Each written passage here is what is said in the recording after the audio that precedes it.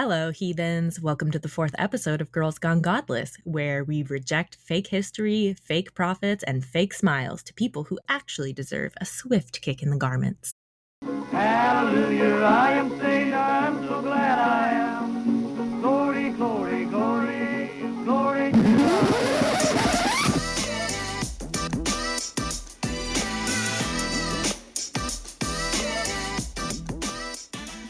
Hi, everyone. It's Noe, and of course, we have Christina and Aaliyah, my amazing co-hosts.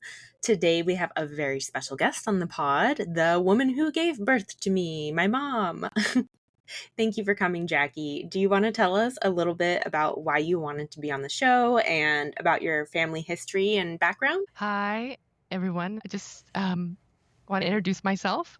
My name is Jackie. I am Noe's mom. I chose to do this to empower women, especially after religious trauma or abuse. And I am anonymous because I'm kind of a big deal. No, there's a couple of reasons why I'm choosing to be anonymous. One of them is so I can be very open and transparent. And I have a very, very large family. A little foreshadowing of my Mormon background. And there's a lot of protecting the innocent while allowing me to be open with what I think is important to talk about. And, a warning, there might be some abuse or trauma that's brought up. So if that's going to affect anybody, just a trigger warning in advance. But the more you talk about it, you realize many people have. And when you hear about other people's stories, it makes you feel less alone. It doesn't devalue what happened to you, but just hearing what happens to others can empower you. And that's my goal. Okay, so I was part of a very large family. Both of my parents were Mormon. My mom had been in it for generations. I believe my grandma's uncle had many wives, and my grandma was proud to show like a book that was written with their photo on the back, like, look at all his wives when I was young, and thinking, oh, okay. And I'm like, oh, he's ugly, and he's got all these ladies. But that was my little kid brain. Oh, let's be proud of that. I remember just learning recently, I guess I never realized how far back our family goes into the Mormon church, because my grandma was showing me all of this family lineage and she was like, look, like we're descended from all these polygamists. I'm like, oh, that's great. So, yeah. So like, we go way do back. you all know if like your family came across as like pioneers, like in that time frame, like, or I don't know. Do you too know much like how far back? Okay. But one thing that Mormons push, and my mom like hopped on that bandwagon very willingly, is doing the genealogy. My mom focuses more on the dead people than her own, the females in the family or the girls in the family. Inanimate objects like her new stove, keep that clean, but I'm not calling my daughter, but whatever. I'm not even dwelling on that. Right. Anyway. And my dad, he was a convert at 18. And listening to your previous podcasts, you introduced yourself. So I am neurodivergent, and the last few years I've had this big epiphany that both of my parents also were. And I think it comes into the story with why my dad converted, and that's why I'm mentioning it now. But just in the last few years, realizing like, oh goodness, I fall on that. All of my daughters fall on that, and many family members. And it just kind of makes things make more sense. So put that on the back burner. So my dad converted, and with high demand religions and cults, they look for people who need family, who need a community. And my dad was the perfect victim for that. He had a traumatic childhood. His dad was an alcoholic, and my dad was just a timid, sweet soul. Everything that I talk about today, nothing negative about my father. He was like the sweetest soul, a saint. Hindsight, I used to joke and call him like Eeyore when I was younger because he was kind of, I guess he was just depressed, and he was a writer and he was an astronomer, and now I'm seeing his hyperfixations because of the autism was his astronomy, his writings, his birds. It's like so clear as day now. But he needed a community, and he had certain values. I guess now you would think like more conservative values. And so he just fell right in. And the Mormons are very happy to take in souls like that. And so my dad, if you were to meet him, you would think that he had been born into this. Like that's how devoted he was. And, no shade to religion. I get frustrated when people say, oh, I'm this, but then they don't show it with their actions. But my dad, he actually lived what he believed. So I Right. respect can- that. Yeah, you can have Right. respect for that. Right. And also, you can throw all of the shade at religion on Right. this podcast. Thank you. That's why we're here. Right. Right. But anyway, so that was the dynamic of my parents. Very devoted, followed it to the T. My mom just kept, they married, kept having babies. My dad did the BYU. How many? How many 8. babies did your mom have? 8 babies. Yes, 5 girls, 3 boys. My twin sister and I were the babies. And with high demand religions, they keep you so busy because they want to control. It's not just a religion. I'm going to use cult because it's my interview and I can say that if I want to. Absolutely, also, you can. Also because it's true. It's true. It's Anyway, they lose their mind. I if you think say cult.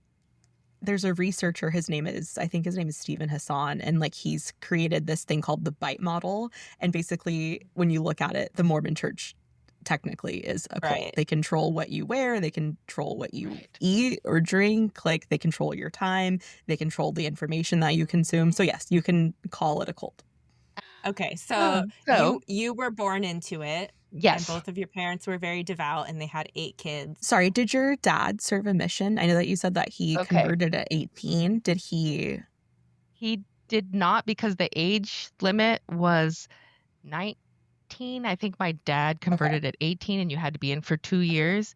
And, looking back, he would just beat himself up. And now I realize why, because of the chronic depression that sometimes comes with these neurodivergent, I don't know how you want to say that, with, autism. Well, because it wasn't recognized back then. And also he thought it was a personal flaw. Like, thank you. I'm not doing enough praying. I'm not a good enough person or else this would be gone.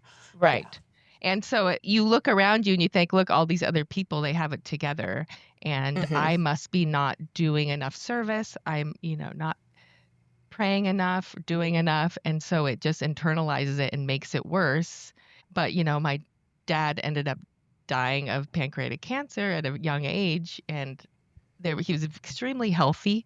So, I'm in the medical field, and all through my schooling and experience, it just dawned on me a couple years ago. I was like, oh, duh. It was the stress from his chronic depression that ultimately took his life. And, it's been many, many, many, many years. I almost have a sense of peace now because my mom doesn't have her hooks in him, which is a whole other story. And that religion, he's free from that. So I almost feel like he's free with the stars now. And so it's peace to me.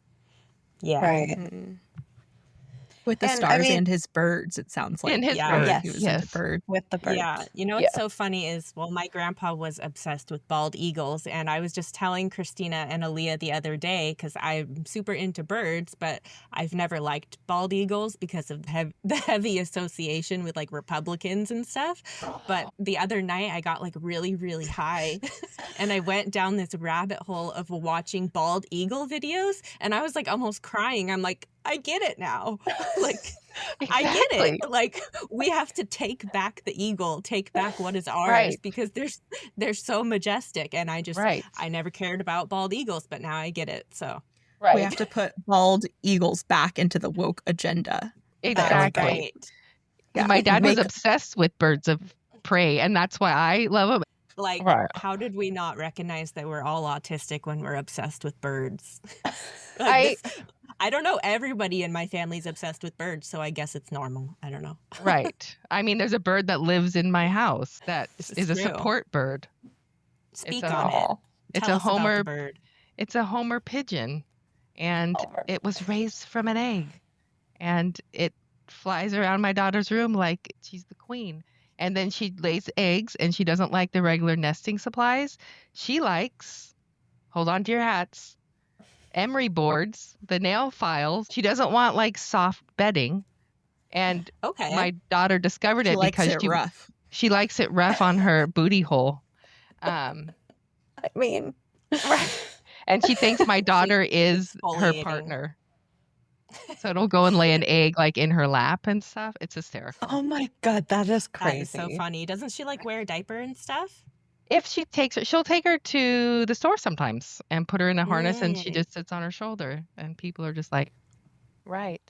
You know, I'm not going to get into, I just can't. I Right. can't touch on this. Let's reel it back in. Reel Okay. back. Okay.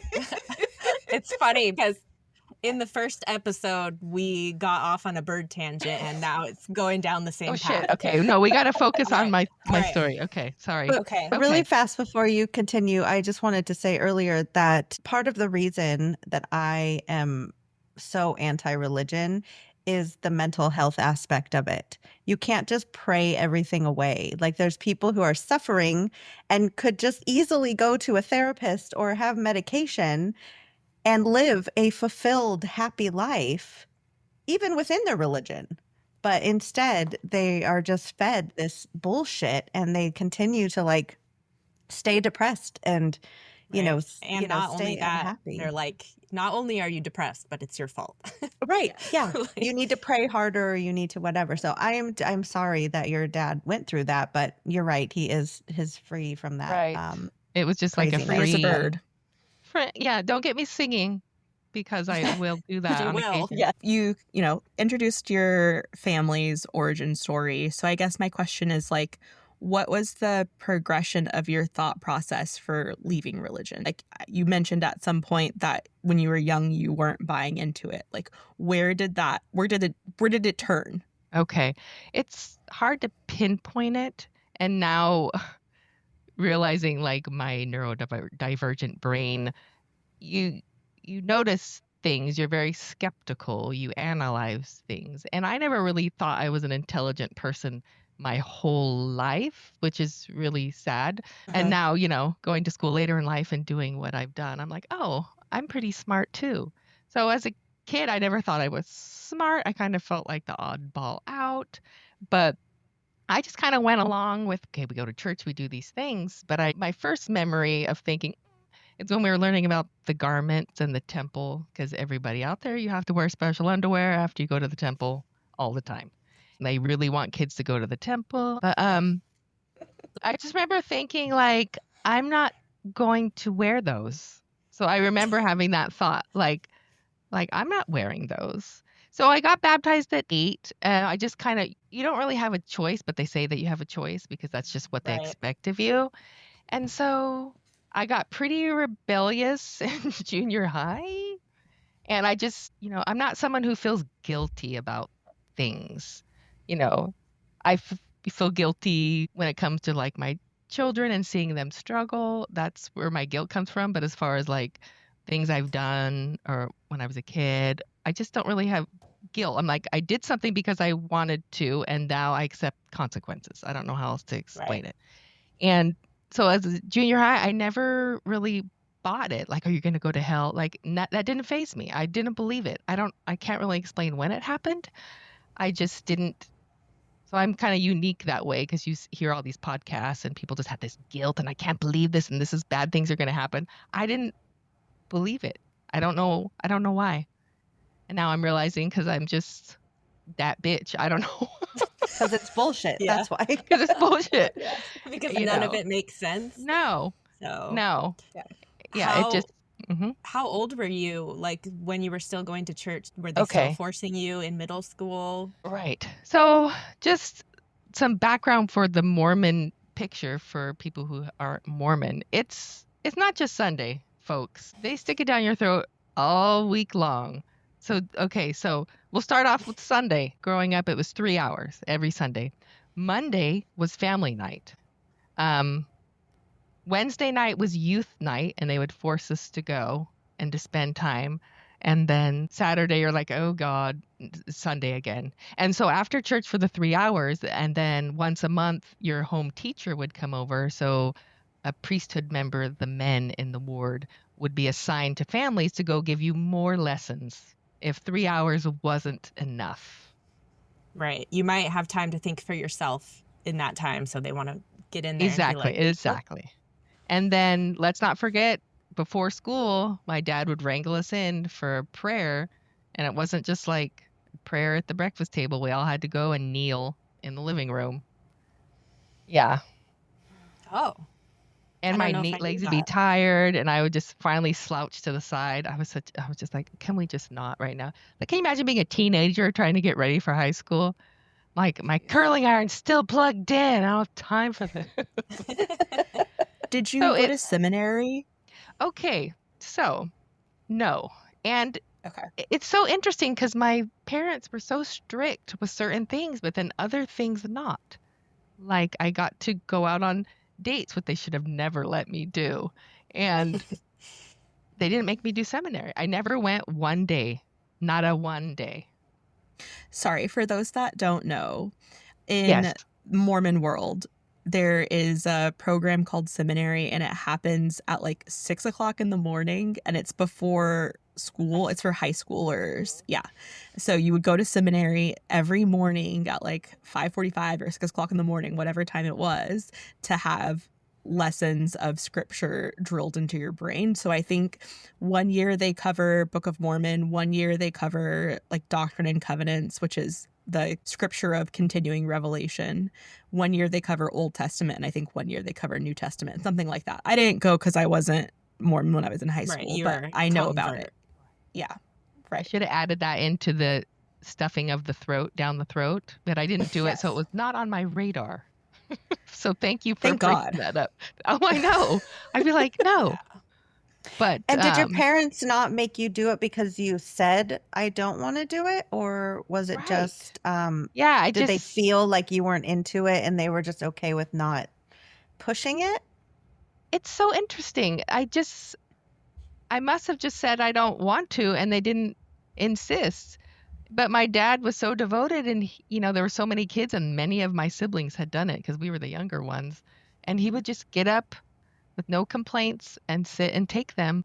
I think it was like an hour or something, and he would wait I and then guess bring by them your back home. 7th and 8th child, you're like, screw it, whatever. We had enough go through seminary. I guess we can have one fall off. Right. It just wasn't important to me. And it's because hindsight, I've done so much research, listened to podcasts just because it's interesting to me. And all the stuff I've learned after the fact, I was just like, what? But I already knew it was stupid back then. Now I filled in all the gaps, and I really know Now you how have stupid it proof. is. Right. Now I have Right. Yeah. proof. Yeah. Yeah. And Now as a you have girl in proof a of how religion where stupid they it is. just pretty much make you Oh. feel like you're just meant to get married and have babies, right? For the most part. Like- And yeah. And with my childhood, my dad wasn't prepared for, one of my brothers who kind of ruled the house with fear, and he was a terror. He was a terrorist of the home, and having men be in control, abuse happened to the kids, to the girl children.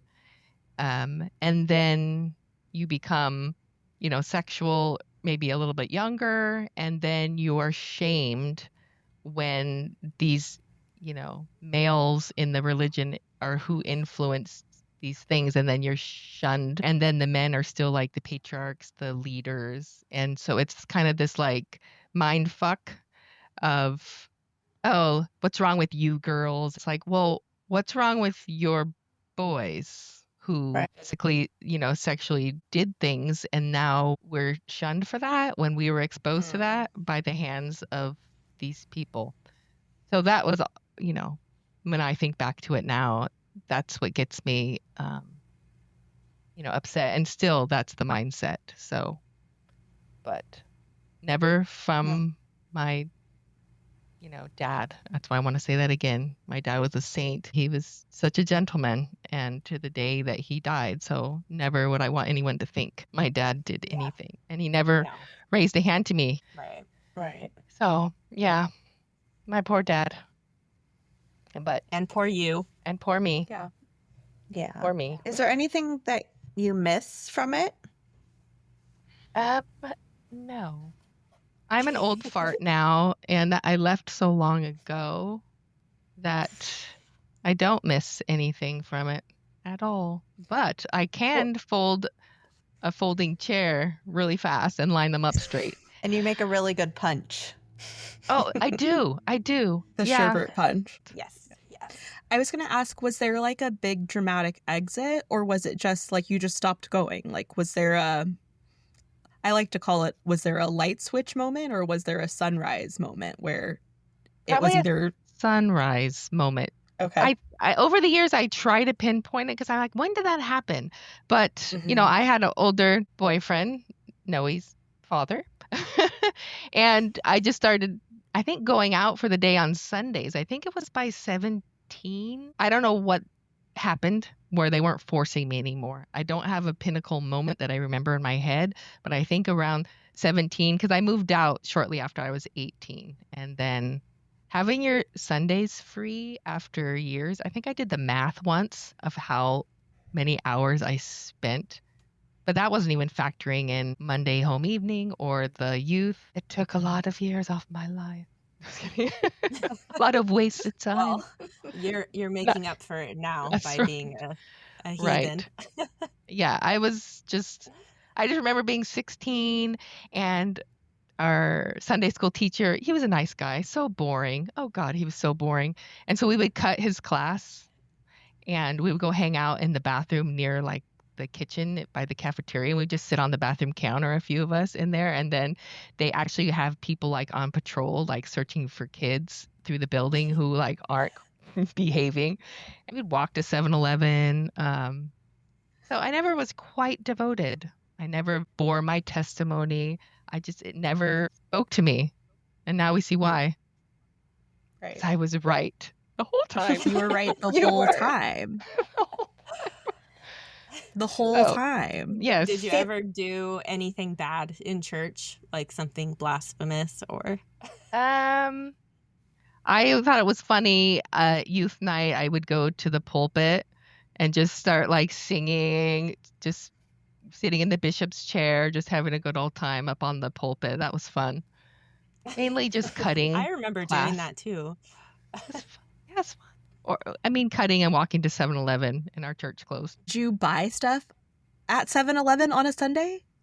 There was one girl. I never had money on me. Yeah, she bought some. I think she bought some Funyuns a few times. Heathens. I know. Are Yeah, you we. not I was. supposed to spend money on Sundays?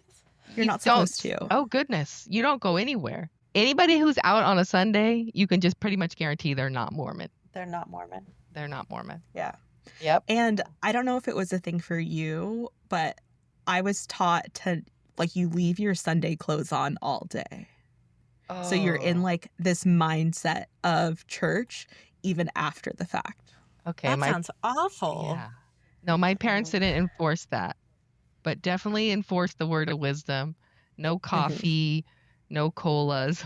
I think the worst thing I ever did in church was at my grandma's wedding. Me and my cousin, we took like an apple from food area or whatever, and we made a pipe out of it, and we smoked weed in the bathroom inside of the Mormon church. Wait, your grandma's wedding?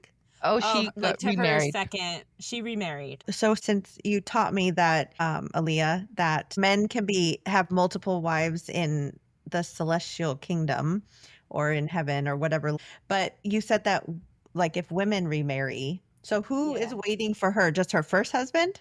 Yes. Right. Yes, and Okay. they only And had then a her civil second ceremony. husband gets nowhere? He gets Yeah, to be so they with his didn't- wife that he was sealed in the first temple wife. to his first wife.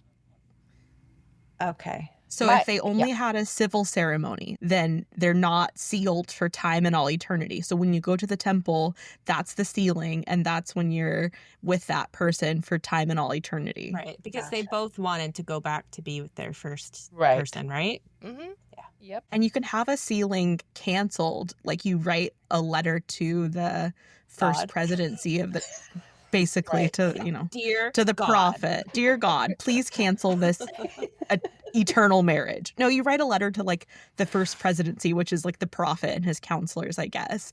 And maybe you explain the circumstances of why you want this sealing canceled, and then they can or not. How? I don't know. But whatever. Or they just Some like weird stand in a handshake. circle and like jerk off or something. I don't know.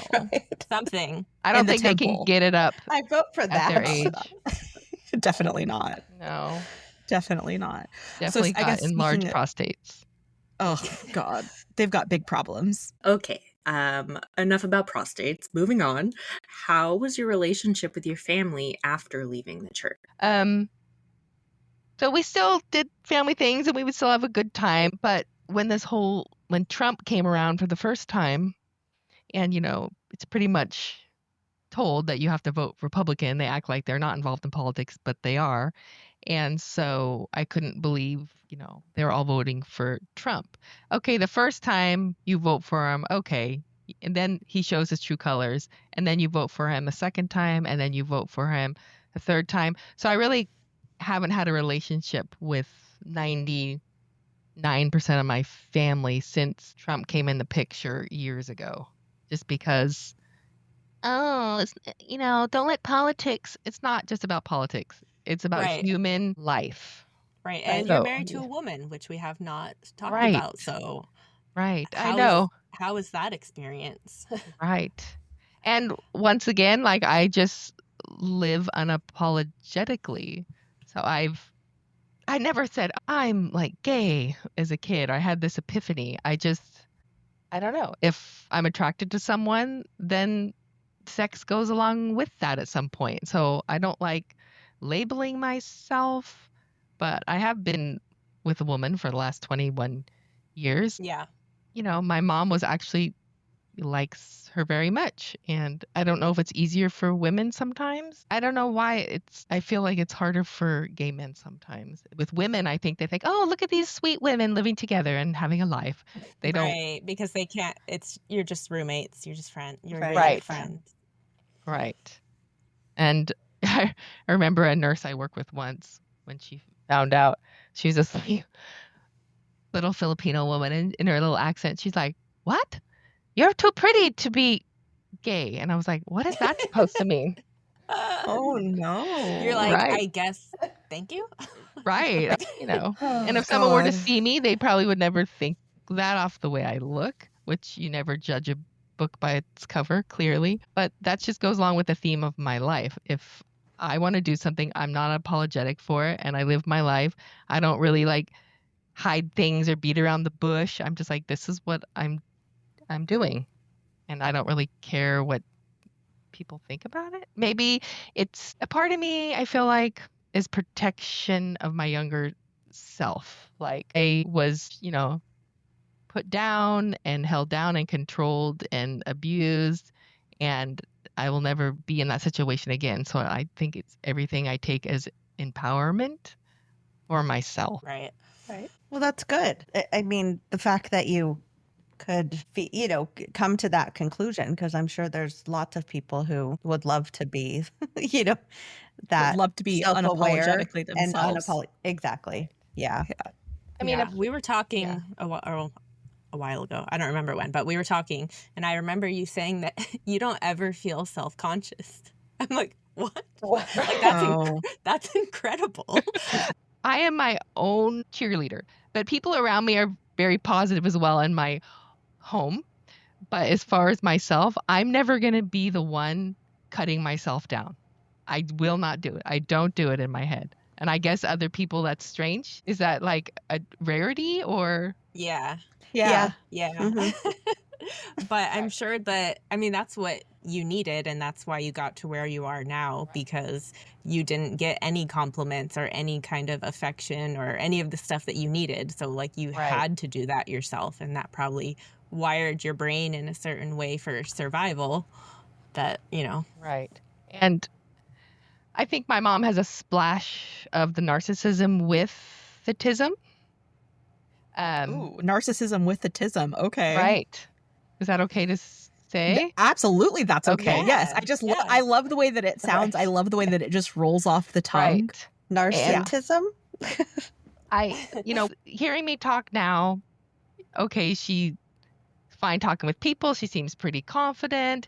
But if people could know me as a child, like my mom has said over the years, I can't believe, like, listening to how you talk now, no one would have ever guessed how you were as a child. So I try to tell, like, my kids, don't look at me now and think, oh, I could never be like that. It's like, if you knew what I've come through on my own and how I've had to adapt. I was like so terrified, just this timid kid. I was so shy, and my twin would be the one coming to like rescue me on the playground. And each year I would get a little better and little better, and by high school I was pretty feisty, but no one helped me with that. And then being in this high demand religion where the men ruled, being abused, and I don't know how I've come to be who I am now. And I give myself, the Snoop Dogg interview, I would like to thank myself. I like to thank me. Me and myself. And if that Me sounds, for always believing Yeah. in me.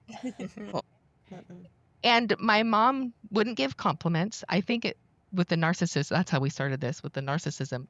With narcissists, it takes away from their self-worth if they give compliments to others.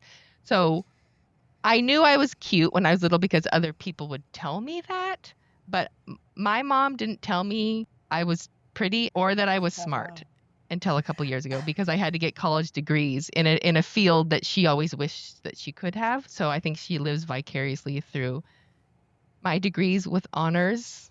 I'm going to throw that out there. Yes. Yes. So Sorry. yeah. Yeah. What I was going to say is, like, I've heard your mom say a very similar layout of an insult, like one of those Aaliyah- backhanded insults. Like, Aaliyah has met her once. yeah, I have, and that was plenty. Yes. But what I heard her say to Noe the one time that I met her was, oh, wow, out of all of your cousins, I didn't think you'd be the one to be, like, stable and anything, and, like, a healthy relationship and, like, healthy, thriving kids. Like, Right. I've heard I would be a good mom. Right. Yes. Like, I've heard her use that template of a backhanded compliment before. And I know that that's something that narcissists do, because I have one of those in my family also. And so they use that same template of, oh, I didn't think you'd be the one to X, Y, and Z. Right. So I don't know. I'm like, oh yeah. No, I've heard your mom say that before. I think she said something similar to my other daughter about me. Like, we would never, I never would have thought, like, your mom would have accomplished A, B, C, That was D. to me. Oh, that was to you? Okay. That was to me. Yeah. Yeah. I'm like, Jeez. and she doesn't like when I compliment myself, so I do it on purpose around her. I like to get my digs in. I have a super funny story that she would just be mortified that I mentioned, but let's hear it. Right. So I purposely will compliment myself, and she's like, oh, aren't we full of ourselves? Aren't we tooting our own horn? It's like, toot toot, motherfucker. Yeah, I'm gonna toot my own horn because you never did. How dare you have pride? And it's so funny that she doesn't realize you're that way because of her. It's like she thinks that she's helping you by not complimenting you, and it's like, no, it's because you never did what you were supposed to, so now you have to do it for yourself. And it's just like this vicious cycle, because now you compliment yourself so much. She's like, oh, now I'm definitely not saying anything nice, but she doesn't realize that it's her fault. Right. And the world's here to, like, tear us down. Why shouldn't we be our own best cheerleader? I just don't. It's just another way they wanted to bring us women down. It's like, that's right. Yep. Amen. I mean, of course I have little insecurities, but I never have bad thoughts about myself. Yeah. Like, why would you? You're fabulous. I mean, hello. Just kidding. Love that for you. So you've briefly touched on it, on like what your life has been like since leaving. Like, obviously you're married to a woman now, and you have this amazing level of self-confidence that you didn't necessarily have before. Do you have a relationship with spirituality or religion at this phase of your life? I am pretty spiritual, person. I've had experiences. I believe my dad has come to me in my dreams. I believe, like, when people sleep, I believe your spirit goes out on adventures and that you can see people who have passed kind of like in a different space or realm. That's my belief. And it doesn't happen too much anymore because so much time has passed. But I have had interactions with my dad since he's passed, so I am spiritual that way. And I've told my mom, and my mom gets so like butthurt. How come no one that's not happened to me? It's like, well, maybe because you don't look out of your own asshole sometimes, and maybe you need to open up Maybe it's spiritually. not the one true religion. Right. Perhaps. So Perhaps you're wrong. I don't believe in God, but I think that would be kind of an ignorant thing to think that there's things in this universe that we can't even comprehend.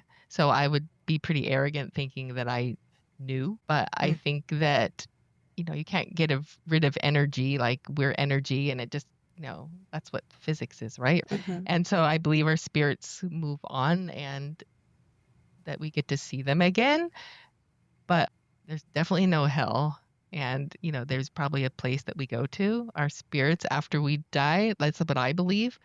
But I think you don't have to be a religious person to be spiritual that way. Right. No. Right. So I'm kind of tuned in that way. But that's about it.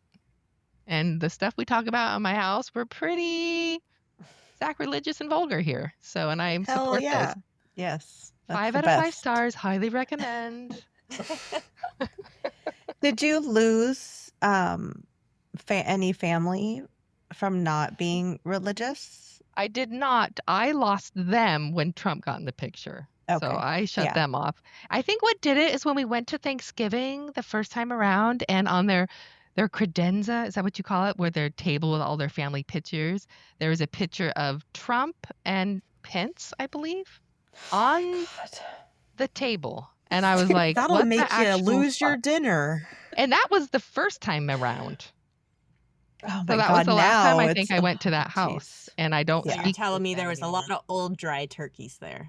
Right. Besides the actual turkey. Exactly. Unseasoned. So yeah, I cannot. My favorite thing to say is I am unable to can with them. Yeah. Yeah. What is your relationship like with your siblings? I know you said when Trump came into office, that's when you kind of ended things. But even before then, was it not weird kind of being the black sheep and like talk about that? Those weirdos. Right. So, the house was pretty big at get-togethers. And so people would kind of accumulate in different parts of the house. The more years it went on, the more of my siblings left. There's still, a handful that are very much in it still. So we would kind of like accumulate in the different areas. And then when one that was like more, Mormon would kind of trickle into that room, like the conversation would start. Or one time we were playing Cards Against Humanity. And it's like, no, you can't come in here unless you're prepared to hear some things. Right. But we would kind of congregate in that way. Yeah, it's kind of like segregated a little bit. It's weird. So of the 8 of you, how many are in and how many are out? Okay, the scales have tipped. The odds are forever in your favor. The scales have tipped now to more of the non-Mormon. So let's see. 3 of the 8 are very Mormon. A 4th one just went ball to the wall Christian, but not Mormon. And then the rest are very much not. It's like half and half. Right. Almost. And the interesting thing, this is a fun fact about me, is as open as I am, like I could be a sex therapist. I don't care. I will talk to anybody about anything. But I'm extremely self-conscious, like if I'm in a movie theater and there's like sex scenes going on. And I didn't realize why. My parents would shame that kind of stuff. If we rented a movie and there was kissing or a sex scene, my mom would stand in front of the TV, have the remote control and like fast forward. So it was very shamed. And, this is a good story. So now that you know this about me, I mean, I get really uncomfortable. even to this day, with sex scenes when there's people around, a bunch I of would people never around. know that. I'm telling you, it's so weird. It makes no sense. And just on a side note, I was in a human sexuality class in college. I went back to school later in life. So this is what, I don't know, 10 years ago? So I was like older in a room with people who could be my children's age. And we were in human sexuality, and the teacher, she's like, oh yeah, I'm going to show some erotic something, and I didn't really think much about it. And it was like on the huge screen in a big old classroom. I was front row with this young kid next to me. The lights go down, full blown like erotic film. It's some like university that does these studies, and it's, let's say people aren't comfortable with having sex or kind of want to learn and know things. Like this organization has these videos of real couples doing things. Porn. Porn, but Right. not like the crazy porn. But here Like I am, scientific front row. porn. Right. Regular porn. I was That's not. awkward. I was not prepared.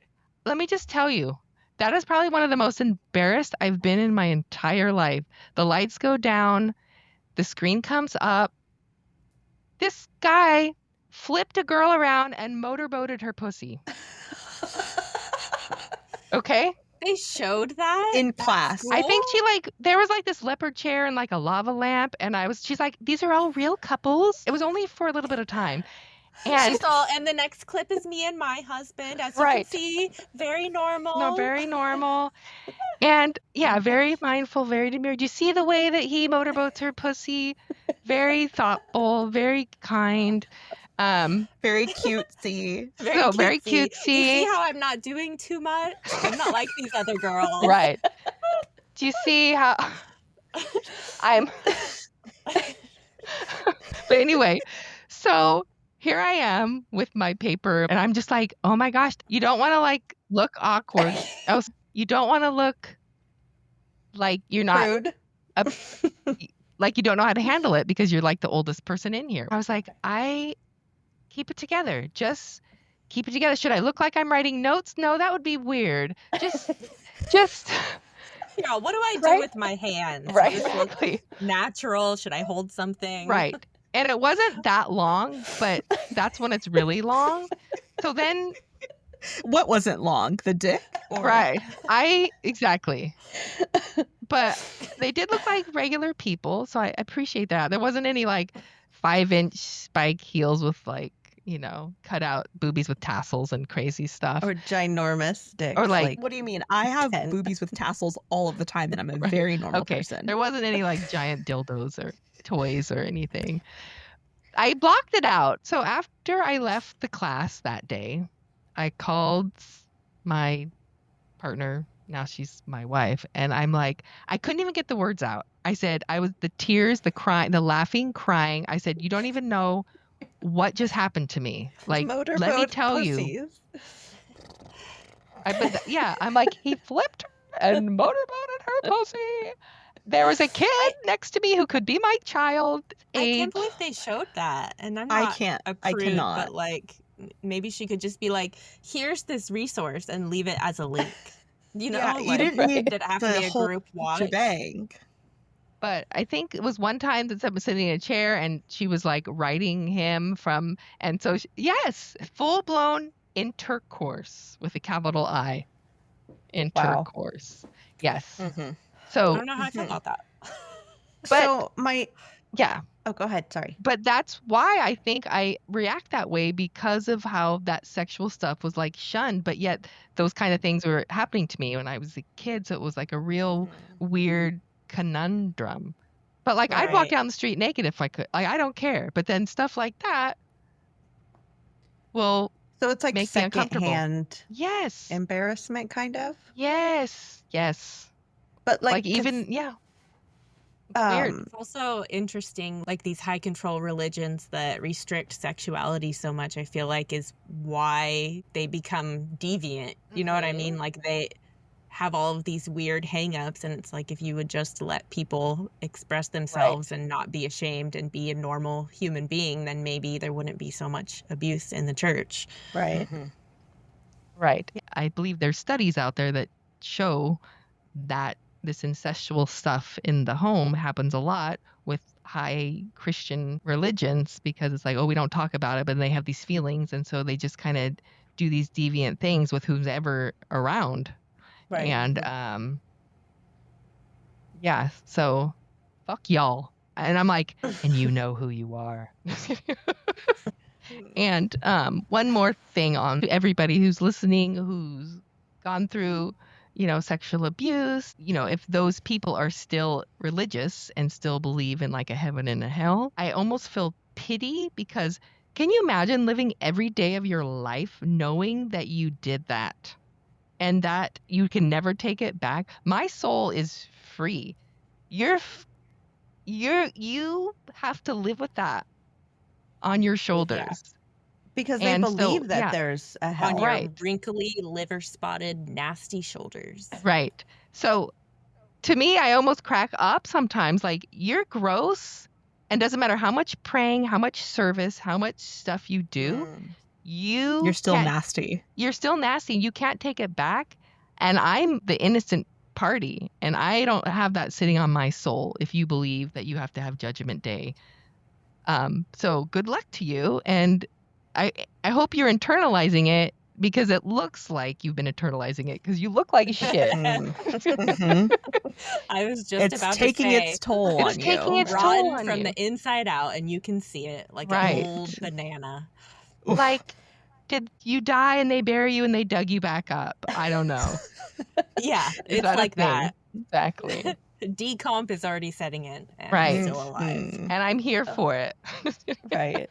Yeah, and he's the oldest, so fingers crossed. TikTok, Death is motherfuckers. near. So I was going to ask you if there's any things like rituals or anything, practices that you've taken from, your past life as a Mormon into your current life. But I think that you said it with you get ashamed when you're watching Right. But a sexy movie. because I'm an artistic person, that's one of my flavors that I got. I was exposed to all the things Mormon. So if you wrote down some of my skills on paper, I would look like the perfect Mormon wife. Besides that, I'm crazy. And married to a woman. And married to a woman. Like, Right, like what are those things that I'll tell you right you've now. been Guess what I did taught? today? It was very What Mormon did you of do? me.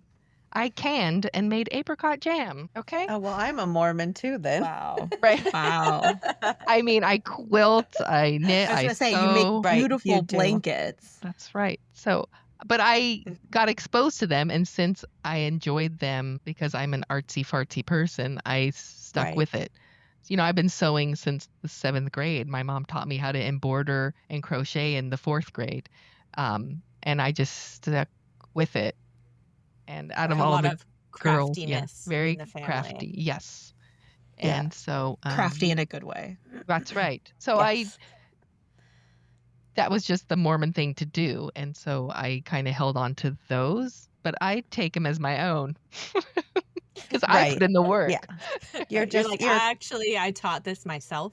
Yes. Right. I Didn't taught come from myself anyone this else. to myself, and I'd like to thank myself for Exactly. teaching myself. And I can bake a mean loaf of bread too from scratch. Because we were my Bread. mom's like Trifle. workhorses, Bread because and my jam, mom, that's all you need. right. Because my mom can't let anything go to waste, and I know that's one of her hyper fixations. I see it now.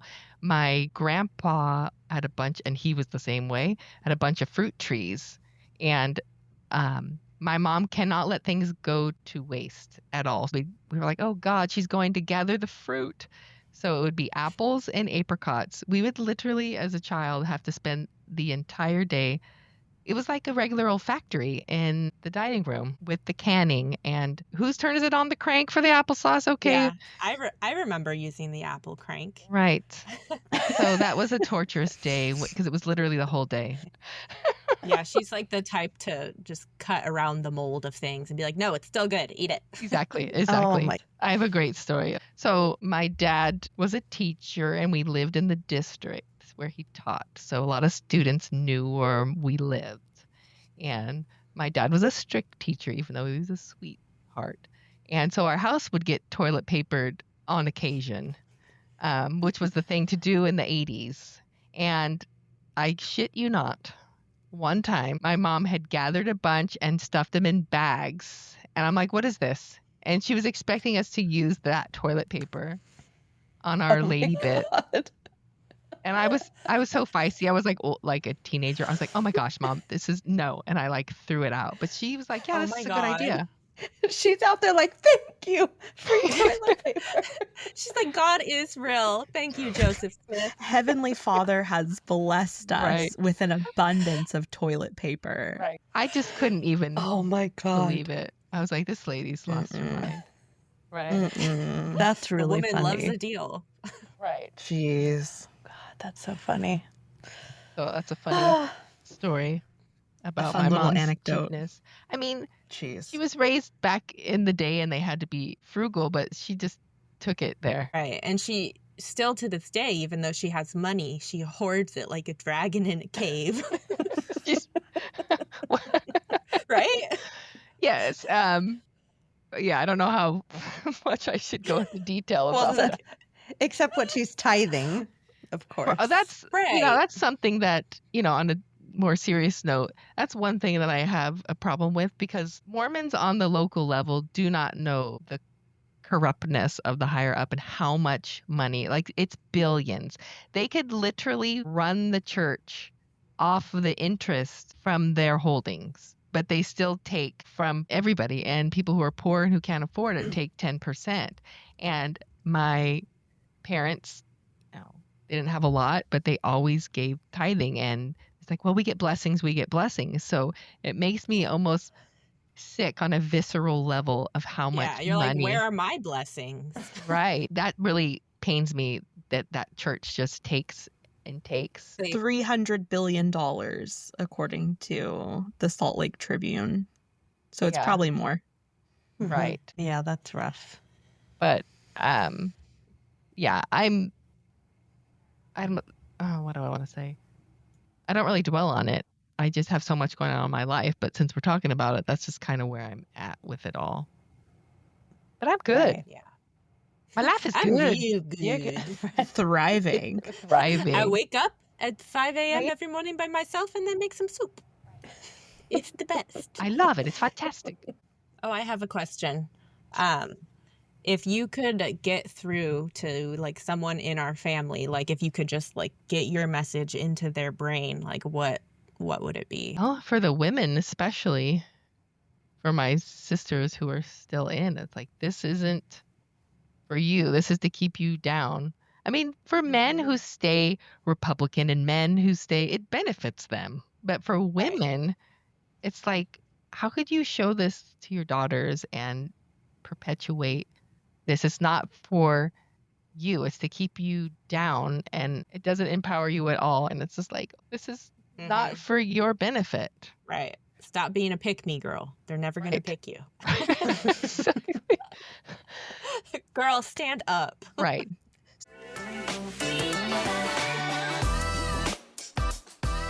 So, Jackie, I just want to thank you for letting us interview you and appreciate you being so open and vulnerable. Is there any advice that you would give to somebody that is either stuck in a high control religion or is trying to work their way out? What advice would you have for them, since you're such a badass, confident, strong, headstrong woman?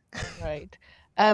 Just know that I didn't start off this confident. I always kind of give the analogy of an onion, how the peels are so thin you can actually see through. And if you look at your life with these thin layers, going over and over, and pretty soon you have the onion. That's how you kind of learn in life. So you have to kind of take baby steps, and it doesn't happen overnight. And you just have to keep working to empower yourself, and it is better on the other side.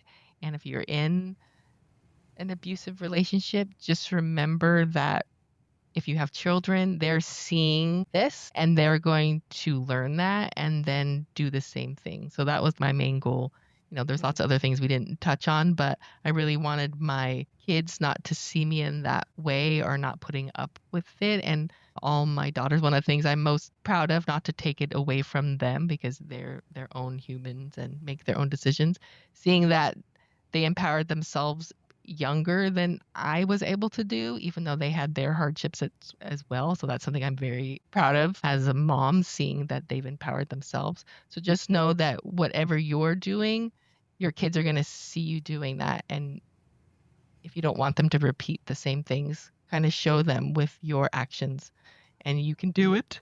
And there's help out there, and the research is there, and the information is there. And grown men shouldn't want to spend time with your children unless it's their father. So I'm going to put that out there. Anyone who's showing interest, churches make it easy. Oh, it's the church. It's the church. There's no grown men that should be wanting to spend time with children. I'm just going to throw that out there. So be very leery and don't trust anybody with your children. Right. And often predators, they say, from people who have worked in prisons with people who are pedophiles and stuff like that, those are the most friendly ones. They're the most polite and welcoming, and like they're not violent people. Nope. They're the least expected because that's who they are. So just because someone's nice doesn't mean they're not trying to diddle your Skittles, Right. And so everyone, I'm huge on the signs of, sexual abuse with children. It's so prevalent. No one's immune to it. So it's our job as women, as mothers, to be diligent with that and keep your eye out for that. And always believe your kids too. Yes.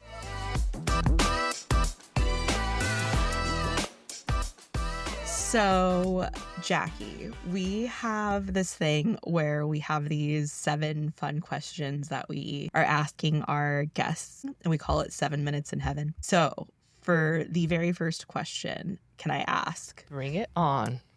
Okay. It's fuck, marry, kill, Joseph Smith, Brigham Young, or the Angel Moroni. Oh, so those are the 3 I have to choose from. Yes. Okay. Sorry. So I have to do fuck first, right? Yes. Okay. Who would you fuck? Okay. I'd fuck Joseph Smith just so I could get in his world and make friends with Emma, so I could convince her and all of the women who were like the extra wives to kill him. That we could all just cut it out at the source, so right. None of this happens. So then we could all just fuck each other, the girls, and I could get them to empower themselves, and then create an uprising with all the extra wives to like they could just have their own community. Yeah. And cut the men out completely. Love that. Sounds good. Amazing. Who are you going to marry? Oh, Jesus Christ. Jesus Christ isn't one of the options, huh? Unfortunately, Jesus not is today. Not an option. No. He was busy. Yeah, he was in South America or whatever. Right. South America. Yes. Okay, I would marry Moroni because he would always probably be busy doing other things and leaving me alone. Right. Right. Okay, that makes sense. Right. And I would kill Brigham Young because he was the most racist out of them all. How would you do it? Yeah, how would you kill Brigham Young himself? Even though he's already Make it like dead. Clue. Where would you do it? Right. What weapon would you use? I would make it so nobody knew, like poison him maybe, and say, "Oh, I don't know what happened. It's awful." Oops, I switched up the jams. Okay, next question. What do you think happens when we die? I've kind of touched on that already. I do believe our spirits go somewhere better than this. I believe there's different dimensions and different things in our universe. So something to that effect. But I do feel that people, but you don't know. Right. And I do think people who do evil, like murder or harm children and women, there's some kind of karma. I don't know if they have to come back as like Trump's asshole or something. I don't know. But like, do you remember in was it Little Nicky with Adam Sandler? Yes. Do you remember when they were in hell and like Hitler's down there and he has to get a pineapple shoved up his asshole every hour or something? You Something like serious? that. Something like that. Love that. Yeah. Love that. Who do you think, out of any religious deity, who's the hottest? Okay, I got one for you. Would be the goddess Artemis, also known Okay. as Diana. Okay. She was a Mhm. twin. Right. She was such a badass that when her mom delivered her, she helped deliver her twin brother right after. That is badass. Right. is And she was the impressive. protector of women, the goddess of the moon, animals, and very beautiful. And she Right. also opposed marriage and detested men. So, Well, Okay. there you go. Love it. Love that. right. What is your Jello salad? And here's what we mean by that. You know, obviously in Mormonism, Jello is a very famous dish, you know, but like, what is the dish that you continue to make that you still enjoy? Something that you take from the religion. That's a good one because I was raised by two older white people. They cooked very Mormon white food. The Jello salad is a real thing in Mormonism. My mom never made Jello plain unless we were sick. I mean, we're talking cottage cheese, peaches, you name it. It's fucking delicious. And I would still eat that. And my favorite thing, some people in my house just gag, but I love it. It is creamed tuna over cornbread. It's like a roux sauce that you make with like butter and flour. Add milk and get it thick, and then you add like a can of tuna, and canned peas is the only time I'll ever eat canned peas, and then you eat that over cornbread. I would literally eat it for every meal until it was gone. I mean, the peas make me fart a lot, but what's new? Everything Okay. makes you fart a lot. I do. Okay. What can I say? We can't be perfect, y'all. I have a beard and I okay. fart a lot. I don't know what else to tell you. That's fine. It's okay. But you have so much confidence. It's amazing. Love it. I'm such a Okay. nerd. No, it's perfect. It's perfection. If you were to start a cult today, what would the uniform be? Well, I always go to assless chaps. It was a joke like growing up. I mean, Yes. assless chaps, and if you're feeling fun, nipple guards with tassels with assless chaps. Yes. Love it. All right. What is your favorite curse word? Fuck. Yes. I think that's going to be a common Right. one, probably. I mean, you can use it as a noun. You can use it as an adjective. that's exactly what Aaliyah said in her Word for episode. word. Word for mean- word, bar for bar. That's what I said. It's an action word. It's a noun. It's everything. It's everything. It's everything. Okay. All right. Last one. Mhm. What is your guilty pleasure? Or maybe you don't even feel guilt. What is your pleasure? What is my pleasure? So, What's your semi-embarrassing? okay. My guilty pleasure. I'm not huge into reality TV, but I fucking love Big Brother. I do not know why. I love that show. And Survivor. It's kind of embarrassing, but Not That's embarrassing. my- That's what guilty pleasures are. Yeah. but I've been marked safe from ever watching any of the Kardashian episodes. But Good for you. it's so dumb, and I really enjoy it. But I give so much of myself to others, and I deserve to watch some stupid TV. Absolutely you You do. do. Definitely. Oh, Well, this that's was all so 7 great. of them. It was amazing. Yay. Thank you so Thank much. you. Did I do okay? You did Yeah, amazing. You did. You did great. And thank you No again notes. for giving birth to our favorite person. Thank you for listening to Girls Gone Godless. If you liked this episode, leave us a review on Apple Podcasts, Spotify, or wherever you're listening to this episode. It helps heathens like you find bitches like us. If you would like to be a guest on the show, click the link in the notes to submit your story. And don't worry, if you want to be anonymous, we have an option for you. See you next week.